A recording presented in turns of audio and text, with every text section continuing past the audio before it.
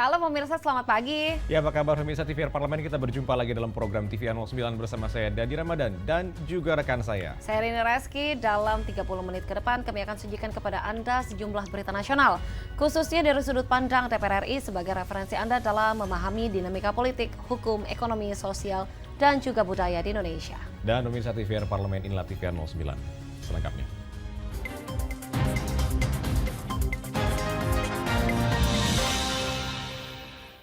Kementerian Luar Negeri Arab Saudi melaporkan ada sekitar 100.000 jemaah umroh Indonesia yang tidak kembali ke tanah air karena diduga akan mengikuti ibadah haji dengan menggunakan visa umroh. Anggota Komisi 8, maksud kami DPR RI, menyayangkan perilaku jemaah umroh asal Indonesia karena bisa menimbulkan ketidaknyamanan bagi para jemaah haji resmi. Kementerian Luar Negeri Arab Saudi melaporkan ada sekitar 100.000 jemaah umroh Indonesia yang tidak kembali ke tanah air karena diduga akan mengikuti ibadah haji dengan menggunakan visa umroh. Anggota Komisi 8 DPR RI menyayangkan karena bisa menimbulkan ketidaknyamanan bagi para jamaah haji resmi. John Kennedy Aziz mengatakan, keberadaan jamaah umroh Indonesia yang ingin mengikuti ibadah haji tanpa sesuai prosedur bisa memicu kericuhan dan membludaknya tenda jamaah. Kementerian Agama RI diimbau menerbitkan surat edaran bagi agen perjalanan umroh agar tidak memberangkatkan jamaah umroh mendekati dan saat musim haji. Selain itu, Kemenak RI harus bekerja sama dengan lintas kementerian dan lembaga terkait untuk mengantisipasi dan menertibkan jamaah haji ilegal. Ada suatu kekhawatiran buat kita, ya. Sebagaimana diketahui sekarang visa umroh berlaku selama 3 bulan, ya. Tidak menutup kemungkinan orang-orang yang baru berangkat umroh kemarin itu karena ada punya visa 3 bulan, tidak menutup kemungkinan masih berdiam di Tanah Suci. Ini banyak sekali jumlahnya. Ini tentu harus diwaspadai oleh pemerintah. Pemerintah Arab Saudi menetapkan sanksi bagi pelaku haji ilegal, yaitu denda 10.000 rial atau sekitar 40 juta rupiah. Selain itu akan dideportasi ke negara asal dan dilarang memasuki Arab Saudi dalam jangka waktu yang ditentukan sesuai hukum. Sementara pihak yang membawa masuk jamaah haji tanpa izin akan dikenakan sanksi 6 bulan penjara dan denda 50.000 rial atau sekitar 200 juta rupiah. Andini dan Handoko, TVR Parlemen, melaporkan. Kita beralih ke berita selanjutnya pemirsa. Di sini dalam Perpres nomor 59 tahun 2024, pemerintah tidak saja mengatur tentang sistem KRIS, namun juga kewajiban rumah sakit mitra BPJS Kesehatan untuk menerapkan 12 standar pelayanan bagi masyarakat. Dan di sini pemirsa, anggota Komisi 9 DPR RI mendukung pengaturan tersebut dan juga perlu adanya pengawasan ketat dalam implementasinya. Dalam Perpres nomor 59 tahun 2024, pemerintah tidak saja mengatur tentang sistem KRIS, namun juga kewajiban rumah sakit mitra BPJS Kesehatan untuk menerapkan 12 standar pelayanan bagi masyarakat. Anggota Komisi 9 DPR RI mendukung pengaturan tersebut dan perlu adanya pengawasan ketat dalam implementasinya. Rahmat Handoyo berharap dengan adanya penerapan standar bagi rumah sakit mitra BPJS Kesehatan, kualitas rumah sakit di seluruh Indonesia menjadi merata. Salah satu standar yang diatur dalam sistem KRIS adalah pembatasan jumlah tempat tidur dalam satu kamar, yaitu 4 tempat tidur. Sebelumnya, ada perbedaan jumlah tempat tidur berdasarkan kelas BPJS Kesehatan. Dengan pembatasan tersebut, antar tempat tidur akan berjarak sekitar 1,5 meter dan bisa membuat pasien lebih nyaman. Yang tadinya itu kelas 3 misalnya ya, itu maksimal 6 bed dalam satu ruangan. Ruangannya harus ada bersama-sama untuk kamar mandi. Nah, sekarang setiap kamar mandi itu diatur wajib hukumnya ada kamar mandi.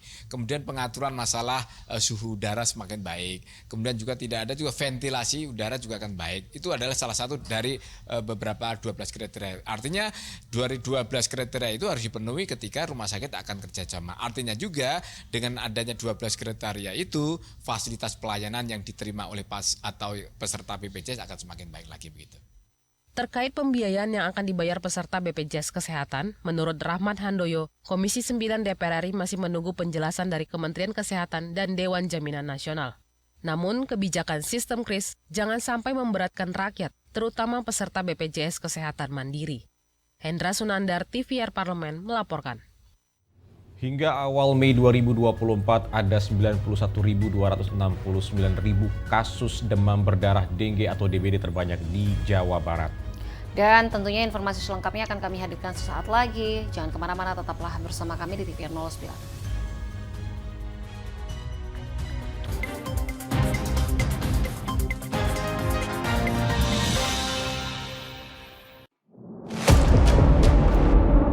Sini ditambang, Konflik yang terjadi, warga sini tidak mengizinkan. masalah yang tersisihkan menjadi kesenjangan sosial. Ya namanya rakyat kecil gak bisa apa-apa, mau komplain juga gak didengar. Sebab apa? Itu menyangkut isi perut kami semua. Bagaimana memutus keterbatasan untuk didengar? Jadi kalau misalnya masyarakat sudah merasa tidak lagi ada yang memperjuangkan aspirasinya, maka masyarakat memang sangat berhak untuk meminta dewan yang mewakili mereka di parlemen. Kami menyusuri batas-batas peristiwa, mengurai berbagai polemik yang terjadi, meluruhkan suara-suara marginal, menjadi nyata dalam setiap aspirasi, melaksanakan tugasnya sebagai wakil rakyat. Saksikan Aksi Dewan setiap hari Senin dan Rabu pukul 10.30 waktu Indonesia Barat hanya di TVR Parlemen. DPR RI memiliki fungsi diplomasi dalam menjalankan politik luar negeri sesuai dengan pasal 116 Undang-Undang MD3. Kontribusi aktif BKSAP DPR RI memainkan peranan penting dalam memenangkan persaingan global melalui IPU, IPA, IPPF, AIPA, dan PUIK. BKSAP memiliki komitmen yang tinggi dalam krisis kemanusiaan dunia. Fungsi diplomasi dijalankan untuk mendukung upaya pemerintah dalam melaksanakan politik luar negeri.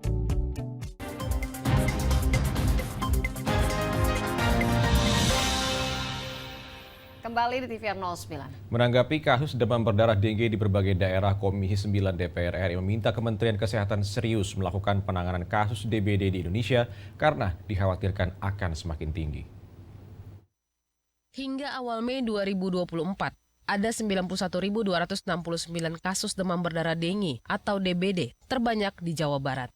Menanggapi hal tersebut, Komisi 9 DPR RI meminta Kementerian Kesehatan serius melakukan penanganan kasus DBD di Indonesia karena dikhawatirkan akan semakin tinggi. Wakil Ketua Komisi 9 DPR RI Charles Honoris menyatakan, Kemenkes harus membuat prioritas dan langkah strategis untuk menangani kasus DBD di Indonesia. Langkah komprehensif sangat diperlukan, mulai dari pencegahan hingga pengobatan, termasuk pengembangan vaksin untuk DBD maupun penggunaan nyamuk berwolbachia untuk mengendalikan penyebaran virus DBD. Vaksin dengue apakah bisa menjadi alternatif untuk penanganan kasus dengue di Indonesia? Nah, ini masih kami dalami solusi-solusi yang bisa diimplementasikan dengan baik sehingga ke depan masalah demam berdarah dengue di Indonesia bisa ditangani dengan lebih baik lagi. Tentunya ingin mengetahui efektivitasnya seperti apa, pembiayaannya seperti apa, apakah kalau memang nantinya vaksin DBD dengue ini dijadikan program pemerintah atau dibuat menjadi vaksin wajib yang disasar untuk anak-anak usia sekolah misalnya, apakah ini bisa tetap efektif untuk menurunkan angka dengue di Indonesia? Karena saat ini memang informasi masih sangat di awal ya, penggunaannya pun masih belum terlalu banyak sehingga informasi masih sangat butuh kita dapatkan. Charles Honoris juga mengimbau Kementerian Kesehatan bekerja sama dengan seluruh instansi pemerintahan agar menyosialisasikan dan memberikan edukasi pada masyarakat umum mengenai program penanggulangan DBD secara menyeluruh. Dodi Muharam, TVR Parlemen, melaporkan. Kita beralih ke Komisi 8 DPR RI, pemirsa, yang kembali mempertanyakan profesionalitas maskapai Garuda Indonesia menyusul berbagai insiden dan juga keterlambatan penerbangan haji yang terus berlangsung. Terbaru, pesawat Garuda Indonesia ini, pemirsa, seharusnya mengangkut calon jemaah haji Kloter 41 embarkasi Dono Hudan. Dan tentunya di sini disebut mengalami kerusakan mesin. Komisi 8 DPR RI kembali mempertanyakan profesionalitas maskapai Garuda Indonesia, menyusul berbagai insiden dan keterlambatan penerbangan haji yang terus berulang. Terbaru, pesawat Garuda Indonesia yang seharusnya mengangkut calon jemaah haji Kloter 41 embarkasi Dono Hudan disebut mengalami kerusakan mesin. Wakil Ketua Komisi 8 DPR RI Aceh Hasan Sazili menegur keras Garuda Indonesia atas keterlambatan penerbangan sehingga jamaah terlewat menunaikan ibadah arba'in. Efek domino juga terjadi pada kloter selanjutnya yang turut mengalami keterlambatan. Komisi 8 meminta Kemenak tidak hanya memberi teguran, namun melakukan evaluasi menyeluruh terkait kerjasama penerbangan haji dengan Garuda Indonesia. Komisi 8 sebetulnya sudah 2 kali memanggil pihak Garuda ya, mempersiapkan, dan kita pernah mengalami juga ada peristiwa terbakarnya mesin di Makassar gitu ya. Kita mendesak kepada pihak Garuda untuk serius ya, karena implikasi dari keterlambatan keberangkatan tersebut adalah juga termasuk masa tinggal nanti di Madinah, dan pasti itu akan berpengaruh terhadap ibadah calon jemaah haji yang akan melaksanakan arba'in di Madinah gitu. Akibat keterlambatan keberangkatan tentu berefek kepada masa tinggal para jamaah yang nanti akan berada di Madinah gitu. Aceh juga mendesak Garuda Indonesia untuk memberikan kompensasi terhadap jamaah yang mengalami keterlambatan. Bani dan Oki, TVR Parlemen melaporkan. Kita beralih ke informasi selanjutnya, pemirsa. Peraturan pemerintah nomor 21 tahun 2024 tentang penyelenggaraan tabungan perumahan rakyat telah diterbitkan. Nantinya gaji ASN, pegawai BUMN, swasta hingga pekerja mandiri akan dikenai potongan tambahan untuk simpanan tapera. Peraturan pemerintah nomor 21 tahun 2024 tentang penyelenggaraan tabungan perumahan rakyat telah diterbitkan. Nantinya, gaji ASN, pegawai BUMN, swasta, hingga pekerja mandiri akan dikenai potongan tambahan untuk simpanan tapera. Besaran simpanan peserta ditetapkan sebesar 3% dari gaji, di mana pemberi kerja menanggung sebesar 0,5% dan pekerja 2,5%.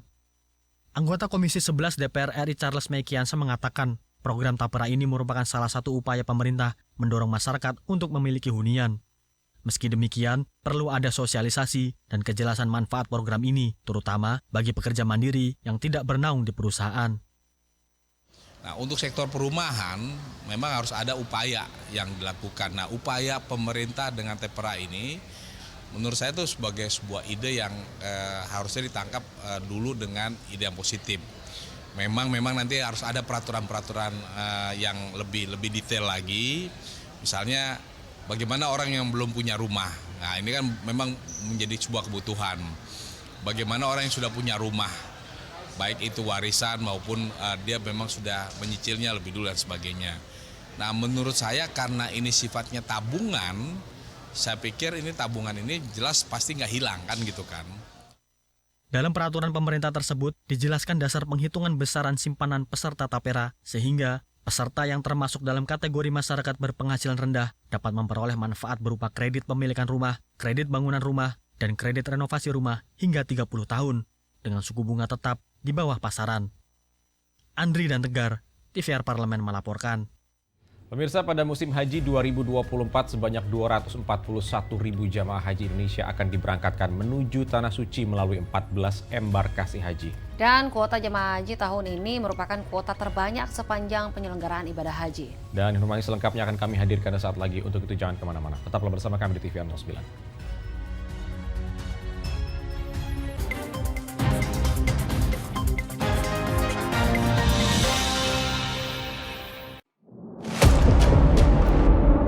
Sini ditambang. Konflik yang terjadi, Sini tidak mengizinkan. masalah yang tersisihkan menjadi kesenjangan sosial. Ya namanya rakyat kecil gak bisa apa-apa, mau komplain juga gak didengar. Sebab apa? Itu menyangkut isi perut kami semua. Bagaimana memutus keterbatasan untuk didengar? Jadi kalau misalnya masyarakat sudah merasa tidak lagi ada yang memperjuangkan aspirasinya, maka masyarakat memang sangat berhak untuk meminta dewan yang mewakili mereka di parlemen. Kami menyusuri batas-batas peristiwa, mengurai berbagai polemik yang terjadi, meluruhkan suara-suara marginal, menjadi nyata dalam setiap aspirasi, melaksanakan tugasnya sebagai wakil rakyat. Saksikan Aksi Dewan setiap hari Senin dan Rabu pukul 10.30 waktu Indonesia Barat, hanya di TVR Parlemen.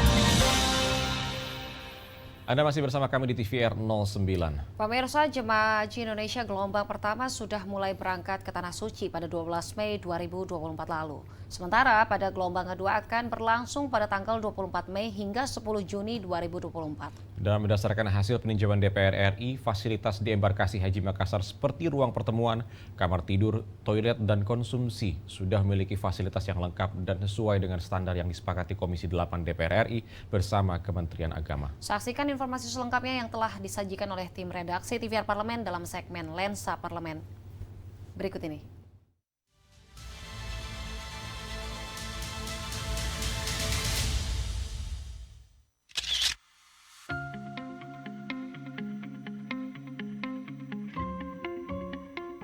Pada musim haji 2024, sebanyak 241.000 jamaah haji Indonesia akan diberangkatkan menuju Tanah Suci melalui 14 embarkasi haji.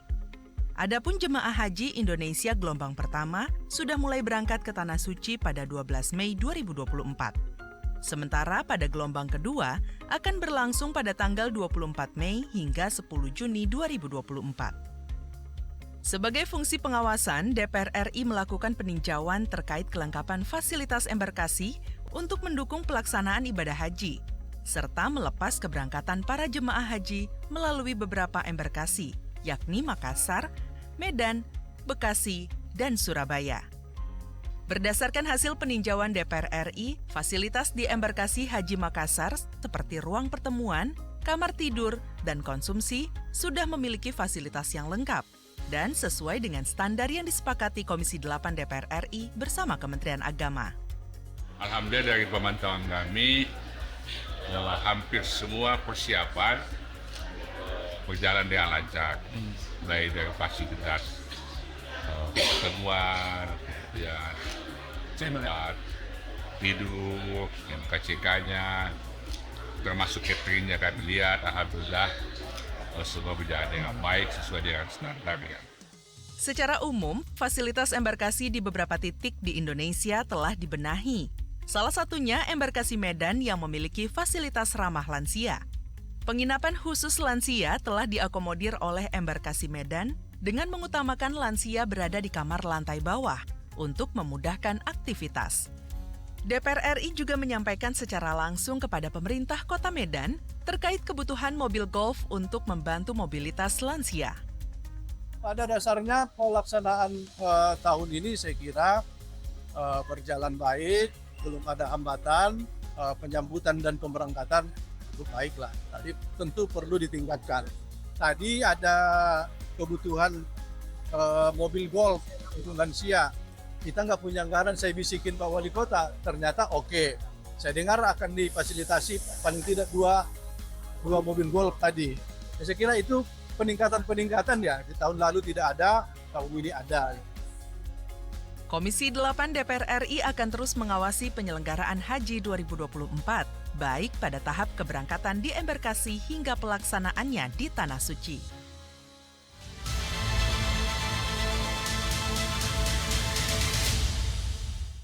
Pemirsa, turnamen Eropa 2024 sebentar lagi akan digelar.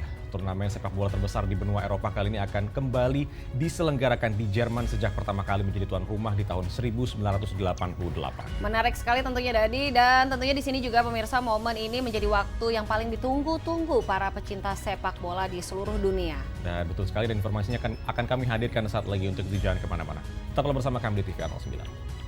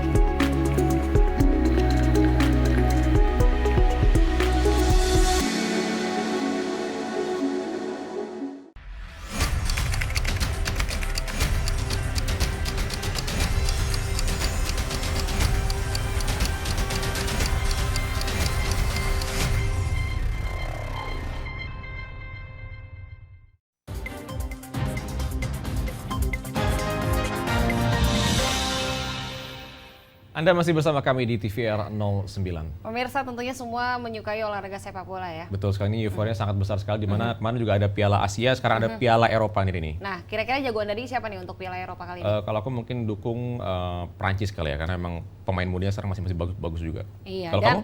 Portugal tentunya. Walaupun, Cristiano Ronaldo? Iya, Cristiano Ronaldo. Walaupun jagoan. sudah semakin tua, tetap semakin matang kayaknya. Dengan usia 39 dia mencetak 4 sejarah di 4 negara. Walaupun di top Arab skor. Saudi ya. Iya, betul sekali. Dan pemirsa tentunya turnamen Eropa 2024 ini akan dimulai dari 14 Juni hingga 14 Juli 2024. Dan tahun ini pemirsa merupakan edisi ke-17 sejak pertama kali turnamen Eropa ini diselenggarakan. Dan pertandingan pembuka nantinya akan dimulai di Allianz Arena dan pertandingan pamungkas atau final akan dilaksanakan di Olympia Stadium Berlin. Seperti apa dan juga bagaimana sih pesta Euro 2024 ini? Negara-negara apa saja yang turut serta dalam perhelatan sepak bola ini? Saksikan informasi lengkapnya dalam segmen Intips, Informasi dan Tips berikut ini.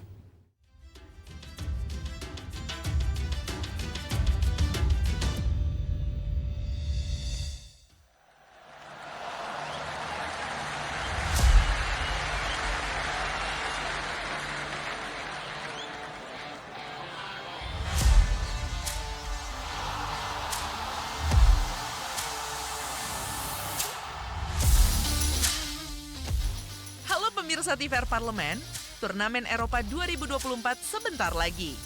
Turnamen sepak bola terbesar di benua Eropa kali ini akan diselenggarakan di Jerman setelah pertama kali Jerman menjadi tuan rumah di tahun 1988.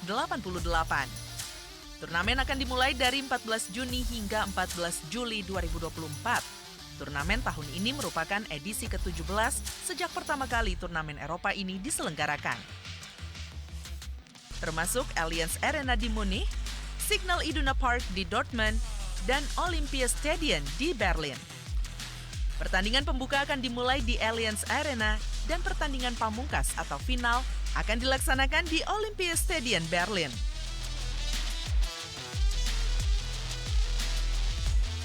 Akan ada 24 negara Eropa yang akan bersaing memperebutkan gelar Raja Eropa edisi kali ini. Mereka tersebar menjadi 6 grup yang terdiri dari 4 negara. Hanya 2 peringkat teratas dari masing-masing grup, serta 4 peringkat 3 terbaik dari seluruh grup yang akan lolos ke babak knockout. Jerman sebagai tuan rumah akan berhadapan dengan Skotlandia, Hungaria, dan Swiss di grup A. Grup A akan melaksanakan pertandingan di Stadium Allianz Arena, markas dari raksasa Jerman, Bayern Munchen. Italia sebagai penyandang gelar juara bertahan akan berhadapan dengan Spanyol, Kroasia, dan Albania di grup B. Grup B akan melaksanakan pertandingan di Signal Iduna Park, markas dari BVB Dortmund. Sedangkan Inggris sebagai runner-up pada edisi sebelumnya akan berhadapan dengan Slovenia, Denmark, dan Serbia di grup C. Grup C akan melaksanakan pertandingan di Veltins Arena, markas dari FC Schalke. Prancis sebagai salah satu tim favorit akan melawan Belanda, Polandia, dan Austria di grup D. Grup D akan melaksanakan pertandingan di Düsseldorf Arena, markas dari Düsseldorf FC. Generasi baru Belgia akan menghadapi Ukraina, Slovakia, dan Romania di grup E. Grup E akan melaksanakan pertandingan di Dutch Bank Park, markas dari Eintracht Frankfurt. Sedangkan Cristiano Ronaldo dan Portugal akan menghadapi Republik Ceko, Georgia, dan Turki di grup F. Grup F akan melaksanakan pertandingan di Red Bull Arena Leipzig, markas dari RB Leipzig.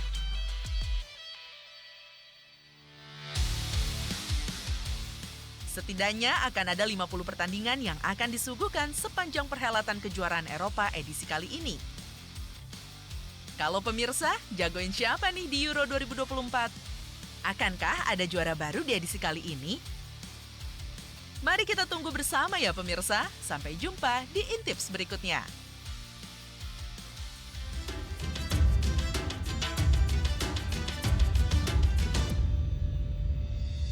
Dan seperti biasa pemirsa, di penghujung acara kami informasikan kepada Anda sejumlah agenda DPR RI pada hari Kamis 30 Mei 2024.